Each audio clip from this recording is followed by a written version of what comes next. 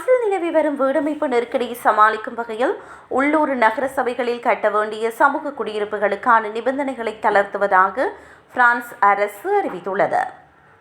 இதற்கான புதிய சட்ட திருத்தங்கள் குறித்த விவரங்கள் அரசு வெளியிட்டுள்ளது. தற்போதைய சட்டத்திற்கு அமைய ஒவ்வொரு நகரசபையும் ஒரு குறிப்பிட்ட சதவீதத்தை சமூக குடியிருப்புகளுக்காக ஒதுக்க வேண்டும் என்பது கட்டாயமாகும். அவ்வாறு ஒதுக்க தவறும் நகரசபை பெரும் தொகை அபராதமாக விதிக்கப்பட்டு வந்தது.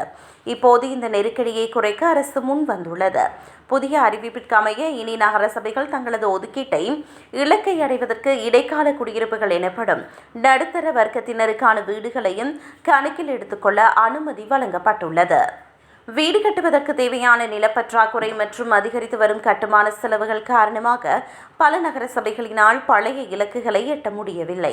இந்த நடைமுறை சிக்கல்களை கருத்தில் கொண்டே அரசு இந்த தளர்வுகளை அறிவித்துள்ளது. இருப்பினும் இந்த முடிவுக்கு சமூக ஆர்வலர்கள் மற்றும் ஏழைகளுக்காக குரல் கொடுக்கும் அமைப்புகள் கடும் எதிர்ப்பு வெளியிட்டுள்ளன.